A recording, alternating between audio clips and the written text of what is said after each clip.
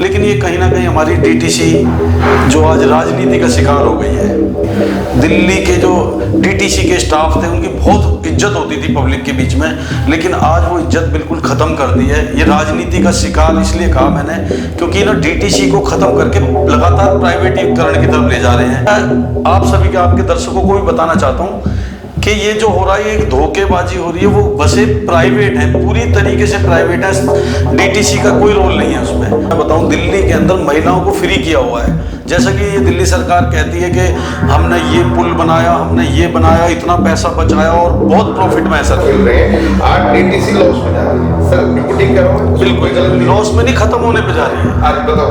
बिल्कुल नहीं है वो डीटीसी की। मैं दिल्ली की जनता और पूरे देश की जनता को बता देना चाहता हूँ, जो इलेक्ट्रिक बसें आ रही हैं वो एक भी दिल्ली सरकार की नहीं है, वो केंद्र सरकार द्वारा फेम योजना के तहत दी गई है, जिसके अंदर 70% केंद्र सरकार का रोल है। और जो दिल्ली सरकार को जो बसें दी, ये क्या कर दी गई है कि आपको सिर्फ इसका मेंटेनेंस करना है, रख रखाव करना है, आपको इसको ऑपरेट करना है। चाहे आप उसको ड्राइवर प्राइवेट रखो, कंडक्टर प्राइवेट रखो, कैसे भी रखो, ये आपका काम है। हमने आपको बसें लेके दे दी, आपका रख रखाव का काम है। कि हमारे दिल्ली सरकार ये खुद कानूनों को नहीं मानते, ना ये दिल्ली हाई कोर्ट के आदेश को। दिल्ली हाई कोर्ट ने 2012 में, 2014 में, 2016 में लगातार 3 बार आदेश किए हुए हैं कि समान काम का समान वेतन दिया जाए, लेकिन यहां नहीं दिया जाता। और यही कहकर ये राजनीति में आए थे कि मैं कॉन्ट्रैक्ट के कर्मचारी को पक्का करूंगा। देखिए, इतनी अनदेखी ठीक नहीं है। आप जो कर रहे हैं फ्री करो, कुछ भी करो, जो मर्जी करो, लेकिन कर्मचारियों का हक मत मारो। बहुत उम्मीद से इसमें नौकरी कर रहे थे और आपसे बहुत उम्मीद थी, लेकिन आप उम्मीद पे खरे नहीं उतर रहे हो। अगर अब भी आपको दोबारा चौथी बार मुख्यमंत्री बनना है तो आपको कर्मचारियों के बारे में सोचो। दोस्तों, मेरा नाम है धर्म विजारवाल और आप लोग जानते हैं पिछले कई समय से हम लोग दिल्ली के लोगों की, दिल्ली के जो कर्मचारी, जो लोग दिल्ली के अलग अलग डिपार्टमेंट में, अलग अलग प्रशासन में काम कर रहे हैं, उन सभी की परेशानी को लेकर हम लोग लगभग हर महीने 2 महीने में आपके सम्मुख प्रस्तुत करते हैं। और डीटीसी एक दिल्ली की एक लाइफलाइन है। ये एक ऐसी लाइफलाइन है जो काफी हद तक दिल्ली के लोग उस पर निर्भर हैं, क्योंकि निर्भर इसलिए भी किसी को कहीं आना जाना है, ऑफिस पहुंचना है, तो डीटीसी लोग की एक ऐसी हमारी सबकी लाइफलाइन है, हमारे सबकी जरूरत की ऐसी चीज है जो तकरीबन हर आदमी यूज करता है। और डीटीसी बस जो है वो हम सबकी जिंदगियों से जुड़ी हुई है, पर डीटीसी से जुड़े हुए जो लोग हैं, जो कर्मचारी हैं, उनके साथ अभी क्या स्थिति उत्पन्न हो गई है, कैसी उनकी जिंदगी चल रही है, इन सब चीजों को लेकर हम लोगों ने पहले भी कुछ खबरें आपके सामने प्रस्तुत की हैं। और डीटीसी जो दिल्ली सरकार के अधीन आती है, अरविंद केजरीवाल या अभी जो दिल्ली की मुख्यमंत्री आतिशी मरलीना, उनके अधीन आती है। और डीटीसी को लेकर कई बार कई चीजें सामने भी आई हैं जो हम आपके सामने लेके आते रहे। दोस्तों, आज मेरे साथ मौजूद हैं चौधरी साहब हैं हमारे और शर्मा जी हैं। ये डीटीसी एकता यूनियन से हैं और इनका परिचय भी मैं इन्हीं से जानना चाहूँगा। पर उससे पहले कुछ चीज़ें जो मैं आपको बता दूँ कि डीटीसी जो दिल्ली के तमाम लोगों से जुड़ी हुई है, तमाम नागरिकों के साथ जुड़ी हुई है, जो कि लोगों को उनकी मंजिलों तक पहुँचाती है, पर इनके कर्मचारी जो काम कर रहे हैं आज वो किस दिशा में और किस दशा में है, उसके बारे में हम लोग आज चर्चा करने हैं। सर, सबसे पहले तो आपका बहुत बहुत स्वागत है हमारे चैनल के अंदर। मैं चाहूँगा कि अपना छोटा छोटा एक परिचय आप हमारी जितनी भी जनता देख रही है उन तक अपना पहुँचा दें प्लीज। सर, सबसे पहले तो मैं धन्यवाद करना चाहूँगा आपके चैनल का और आपका कि मजदूरों की आवाज़ को दिल्ली की आम पब्लिक तक पहुँचा रहे हैं ताकि हमें भी न्याय मिल सके। मैं ललित चौधरी, डीटीसी कर्मचारी एकता यूनियन का अध्यक्ष। सर, जैसे आपने बताया कि लाइफलाइन है दिल्ली की। देखो, दिल्ली में एक मिडिल क्लास लोगों की संख्या ज़्यादा है और वो सब निर्भर थे दिल्ली की डीटीसी परिवहन व्यवस्था पर और इसको अपना सब कुछ मानते थे। बहुत अच्छा रिलेशन हमारा पब्लिक के साथ रहता था, लेकिन ये कहीं ना कहीं हमारी डीटीसी जो आज राजनीति का शिकार हो गई है। इस बड़ी गंभीर बात है कि एक डिपार्टमेंट जो राजनीति का शिकार होकर आज किस दशा में पहुंच चुका है, आज उसकी चर्चा आप सुन के बड़े हैरान होंगे। जैसे कि जी आपने बताया कि सभी लोग इस पे निर्भर थे, हम भी निर्भर हैं, कर्मचारी हैं उसके, लेकिन हम चाहते थे कि राजनीति से हमारी जो डीटीसी जो पहले पूरे देश में विख्यात थी, जी। दिल्ली से बाहर 400 किलोमीटर 600 किलोमीटर तक ये गाड़ियां जाती थी। दिल्ली के जो डीटीसी के स्टाफ थे उनकी बहुत इज्जत होती थी पब्लिक के बीच में, लेकिन आज वो इज्जत बिल्कुल ख़त्म कर दी है। ये राजनीति का शिकार इसलिए कहा मैंने क्योंकि ना डीटीसी को ख़त्म करके लगातार प्राइवेटीकरण की तरफ ले जा रहे हैं। और दिल्ली की पब्लिक जो देखती है, आजकल इलेक्ट्रिक बसें आई हैं, उनके ऊपर लिखा रहता है दिल्ली परिवहन निगम, और कुछ पर लिखा रहता है परिवहन विभाग दिल्ली सरकार। मैं आप सभी के, आपके दर्शकों को भी बताना चाहता हूँ कि ये जो हो रहा है, ये एक धोखेबाजी हो रही है। वो बसें प्राइवेट हैं, पूरी तरीके से प्राइवेट हैं, डीटीसी का कोई रोल नहीं है उसमें। उनके मालिक प्राइवेट हैं, उनमें ड्राइवर प्राइवेट हैं, उनका वर्कशॉप प्राइवेट है, बल्कि हमारी जो डीटीसी की जगह थी, डिपो थे, वो उनको दे दिए गए। तो इसका मतलब ये है कि चौधरी साहब कि जो उन बसों के अंदर जो कमाई होती है, क्या उसका हिस्सा डीटीसी को नहीं जाता है? सर देखिए, कमाई आपको ना पता हो तो मैं बताऊं, दिल्ली के अंदर महिलाओं को फ्री किया हुआ है। जैसा कि ये दिल्ली सरकार कहती है कि हमने ये पुल बनाया, हमने ये बनाया, इतना पैसा बचाया और बहुत प्रॉफिट में है सरकार। लेकिन कैसा प्रॉफिट जब कर्मचारी अपनी नौकरी करने के बाद तनख्वाह नहीं पा रहा है। दोस्तों, ये बड़ी गंभीर और बड़ी मजेदार बात भी मैं कहूंगा, और जय चौधरी साहब ने बताया कि हमने इस चीज को लेकर पहले भी कई बार बताया कि सरकारें चीजें फ्री कर दें अच्छी बात है, लोगों को फ्री चीजें मिलनी भी चाहिए, पर उस फ्री के चक्कर में हमारी सरकार को इंटरनली कितना लॉस हो रहा है। जैसे आज चौधरी साहब ने बताया कि डीटीसी के टिकटें फ्री कर दिए अरविंद केजरीवाल साहब ने, चलो बहुत अच्छी बात है, आपने टिकटें फ्री कर दी हैं, आपकी राजनीति चमक रही है, इससे बढ़िया बात है। पर अपनी राजनीति को चमकाने के लिए आप डीटीसी के कर्मचारियों की जिंदगी के साथ खेल रहे हैं। आज डीटीसी लॉस में जा रही है। सर बिल्कुल ठीक कह रहा हूँ मैं? बिल्कुल लॉस में नहीं, खत्म होने पे जा रही है। आज बताओ, उसका निजीकरण किया जा रहा है, और कहीं ना कहीं जो लाखों लोग जो डीटीसी के अंदर काम करते हैं, इससे उनके परिवार भी मतलब उसके प्रकोप में आएंगे बिल्कुल। कि अगर डीटीसी कल को बंद होती है, लॉस में जाती है, सैलरी समय पे नहीं मिलती है, तो कितने परिवार इससे प्रभावित होंगे? सर मैं आपको बताना चाहता हूँ, जैसा दिल्ली सरकार ने महिलाएं फ्री की हैं, उनकी सुरक्षा के लिए महिला सुरक्षा के लिए मार्शल लगाए गए थे। पहले वो दिल्ली सिविल डिफेंस के नागरिक कर्मचारी थे, अब वो दिल्ली होमगार्ड के कर्मचारी उसमें हैं। लेकिन पिछले 7 महीनों से उन्हें भी सैलरी नहीं मिली थी। अभी दीपावली के टाइम में कुछ सैलरी आ गई है, कुछ हिस्सा भी बाकी है। तो ऐसी सरकार जो बहुत फायदे में है, वो कर्मचारियों का, हम कहते हैं जी महिलाएं भी फ्री करो, बुजुर्ग भी फ्री करो, आदमियों को भी फ्री करो। जरूरत ज़्यादा आदमी की है, महिलाओं से। महिलाएं तो फिर भी घरेलू होती हैं, कुछ जो कमाने वाली होती है वो अपना किराया वहन कर सकती है, लेकिन जो आदमी, जो गरीब आदमी, मजदूर आदमी अपने काम तक जाता है, वो बस का यूज करता है। लेकिन जैसे आप बता रहे हो कि फायदे में सरकार, लेकिन वो फायदा कहाँ है? हमारी जेब काटकर, हमारा पेट काटकर, हमारे बच्चों का भविष्य काटकर। हम अपने बच्चों को अच्छे स्कूल में नहीं पढ़ा पाते क्योंकि इतनी ज़्यादा सैलरी नहीं है। अच्छा स्वास्थ्य ये हॉस्पिटलों में बताते इतनी लंबी लाइन है, या तो वहाँ लाइन में लगे रहो या ड्यूटी कर लो। लेकिन वहाँ से कैसे करके भी आ जाओ तो ड्यूटी करने के बाद तनख्वाह नहीं मिलती। बहुत बुरे हालात हैं कर्मचारियों के।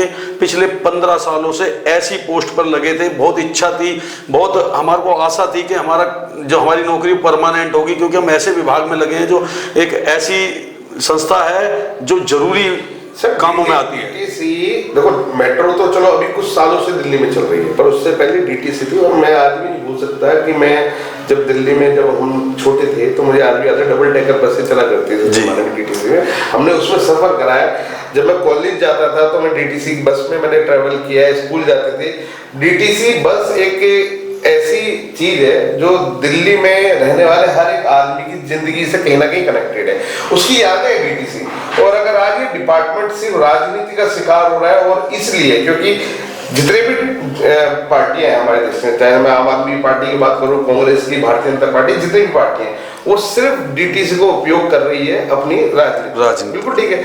अब मैं ये जानना चाहूंगा सर कि जितने भी हमारे डीटीसी के जो कर्मचारी हैं, तो वो इन सब चीजों को कैसे देखते हैं? क्योंकि डीटीसी में बहुत सारे लोग जो है वो ठेके पे काम है, ठेकेदार में अंडर है, जैसे कंडक्टर ड्राइवर्स हैं। तो क्या इनको, जैसे केजरीवाल साहब आए थे, उन्होंने कहा था कि भाई हम सबको परमानेंट कर देंगे, तो क्या ऐसा हो रहा है? परमानेंट हुए डीटीसी के अंदर? सर देखिए, एक उम्मीद की किरण जगी थी जब ये केजरीवाल जी का नाम सुना था।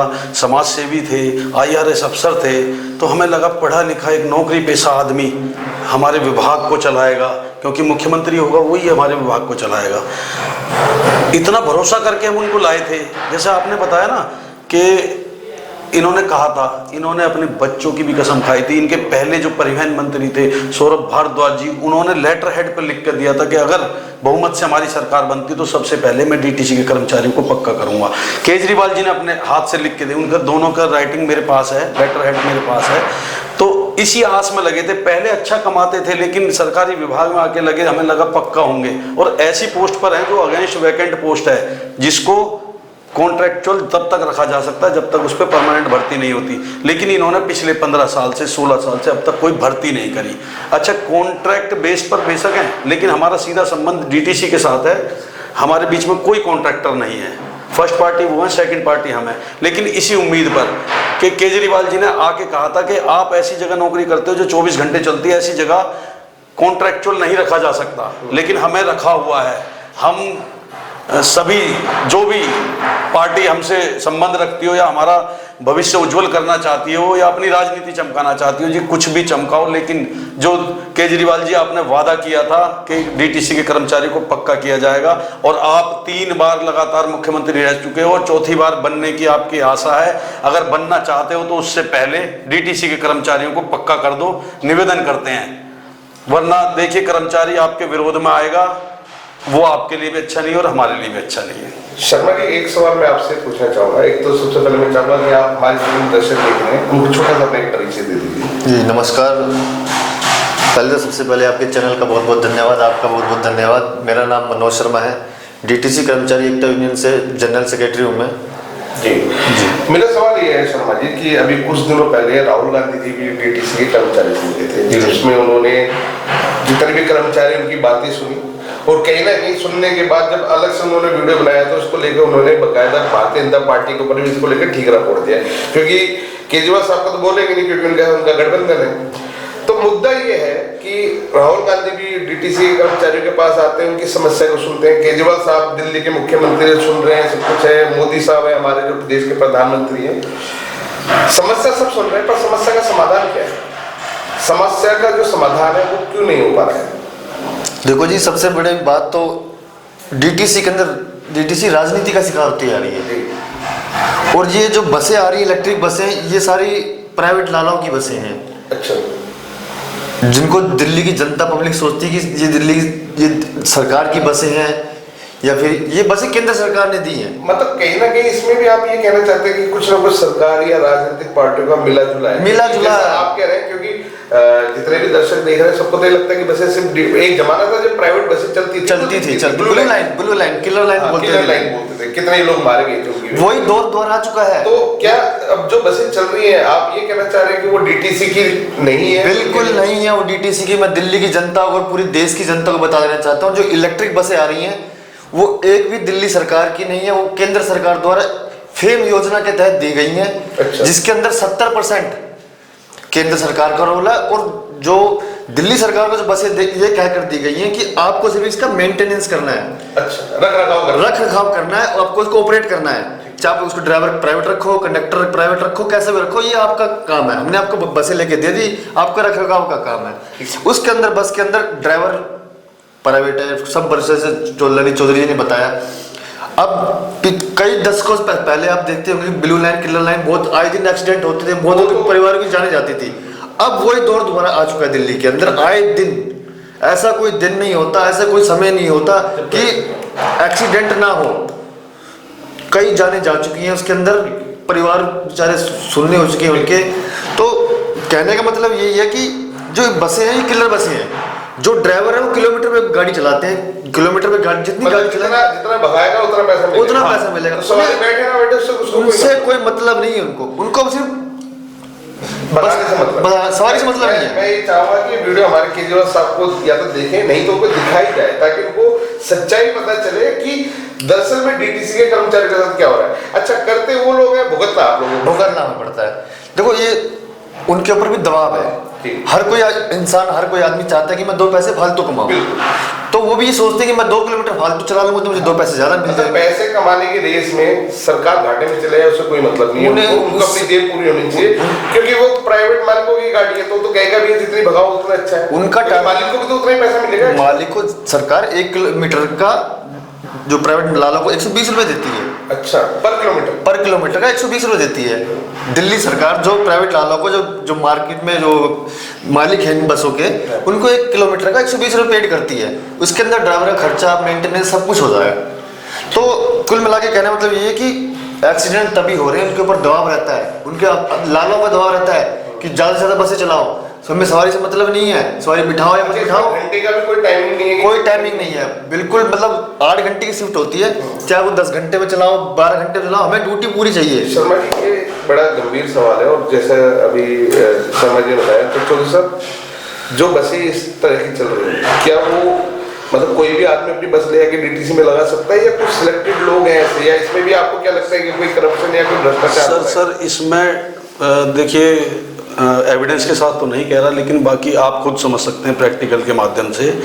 ये एक तो हमारे जो पूर्व मुख्यमंत्री साहब हैं वो भी लाला जी हैं जी, और ये जो कंपनियां हैं ये भी लाला जी की है। इन कंपनियों को गाड़ी चलाने का पैसा मिलता है।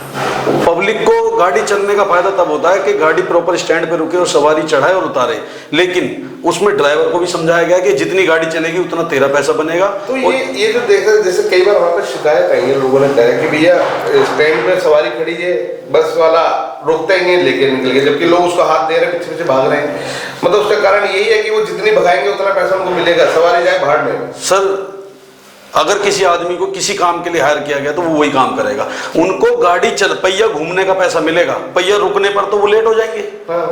उन्हें उनका टारगेट है 120 किलोमीटर गाड़ी चल के आनी है तो वो चल के आए। जो मैं समझता हूँ, जहाँ तक मुझे ज्ञान है, अगर कोई एक बस अगर किसी एक रूट पे चल रही है, और दिल्ली के अंदर जनरली एक रूट जो होता है अप डाउन करे तो 50 से 60 किलोमीटर का होता है। अगर 50-60 किलोमीटर कोई आदमी बस चला रहा तो दिन में ज्यादा से ज्यादा 8 या 9 घंटे के अंदर या 10 घंटे के अंदर 4 या 5 चक्कर ही मार सकता है, क्योंकि हर एक स्टैंड पे जाके बस रुकना है, उसमें 2-3 मिनट वो लगते हैं, तो ये 5 चक्कर से ज्यादा नहीं मार सकता है। देखिए कोर्ट की गाइडलाइन है, दिल्ली जैसे कंजेस्टेड शहर में, भीड़ भाड़ वाले शहर में गाड़ी को 99 किलोमीटर से ज्यादा नहीं चलाया जा सकता 8.5 घंटे की ड्यूटी में। 99 लेकिन ये प्राइवेट लालाओं को फायदा पहुंचाने के लिए 99 किलोमीटर का तो मतलब ये हो गया कि मतलब पूरे दिन में वो जाएगा 2 या 3 चक्कर मार सकता है बस। तो सर 2-3 चक्कर ही लगते हैं 8.5 घंटे। मेरे को तो किसी ने बताया है कि बस ड्राइवर जो है वो तो दिन में 5-5 चक्कर मार रहे होते हैं। तो वो चक्कर छोटे रूट कम अच्छा। छोटा रूट होता है, तो लंबा रूट है किसी में एक ही रूट एक ही चक्कर है, किसी में 2 चक्कर। भारी मुद्री का, भारी मुद्री का। अच्छा, तो अब इन सब चीजों का समाधान क्या है सर? देखिए सर, इसका सीधा सीधा समाधान ये है कि आप देखिए कोई प्राइवेट जो मालिक हैं, आपने जैसे बताया ना कोई भी बस लगा सकता है, ऐसा नहीं है। 3-4 आदमी मिलकर एक कंपनी बनाते हैं। और जैसा भाई साहब की थोड़ी सी बात को काटना चाहूंगा, जैसे भाई साहब ने बताया कि 70% वहां से सब्सिडी, वहां से बस नहीं मिली, वहां से सब्सिडी मिली थी। अच्छा, सब्सिडी मिली थी राज्य सरकार को, लेकिन राज्य सरकार ने किसको दिला दी? प्राइवेट मालिकों को। सरकार की कोई बस नहीं है।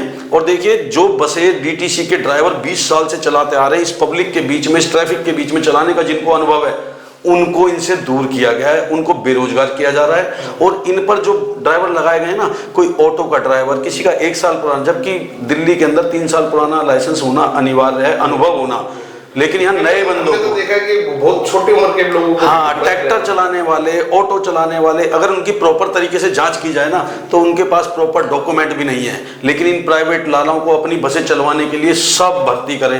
ये कुल मिलाकर प्राइवेट सेक्टर को फायदा पहुंचाने के लिए किया जा रहा है। उसका समाधान भी बता देता हूँ, थोड़ा सा समय ज्यादा लग रहा है। इसका समाधान भी देखिए, कोई जब जिम्मेदार होता है ना, मैं जिम्मेदार हूँ, गाड़ी चला रहा हूँ, मुझे पब्लिक की जान की भी परवाह है, अपनी नौकरी की भी परवाह है। मेरी नौकरी जाने का खतरा मुझे होगा तो मैं उतनी ही ज़्यादा सावधानी से काम करूँगा, पब्लिक को प्रॉपर चढ़ाऊंगा, प्रॉपर उतारूंगा, पब्लिक को सेवा दूंगा। लेकिन आज जो सेवा हो रही है वो केवल प्राइवेट कंपनियों की सेवा करने के लिए ये स्कीम लाई गई है। मतलब कहने का मतलब ये कुल मिला के, जैसे दिल्ली के अंदर शराब घोटाला हुआ था, उसमें घोटाले के नाम पे ये था कि जो प्राइवेट कंपनीज थी उनको फायदा पहुंचाया गया, ठीक है, और उन्हीं कंपनी से एक रिश्वत के नाम का पैसा दिल्ली सरकार अंडर द टेबल ले जाया गया।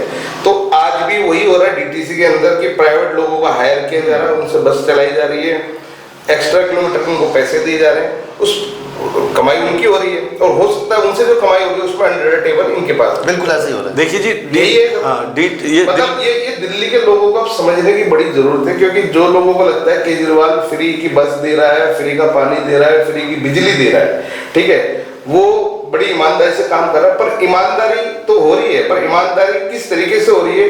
करप्शन करने में ईमानदारी हो रही है कि दिल्ली सरकार को किस तरीके से इनडायरेक्ट वे में नुकसान पहुंचाया जा रहा है, दिल्ली के लोगों को नुकसान पहुंचाया जा रहा है, अंडर टेबल पैसे लिए जा रहे हैं। और ये बड़ी गंभीर बात है, ये उन लोगों को सोचने की बहुत जरूरत है जिन लोगों को लगता है कि सरकार फ्री में दे रही है तो वो उनका फायदा है।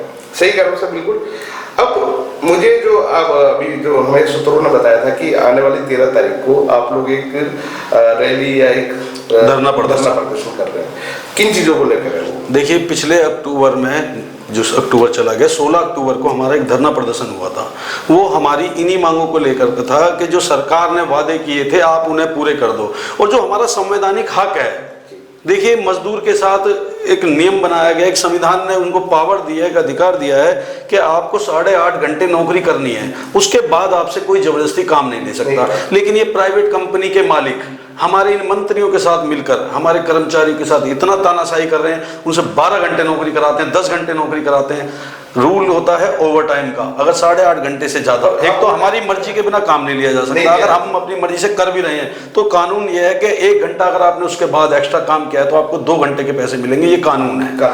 लेकिन ये यहाँ उस 1 घंटे में भी आधे घंटे के पैसे देते हैं। अच्छा, मतलब अभी भ्रष्टाचारी हो रहा है।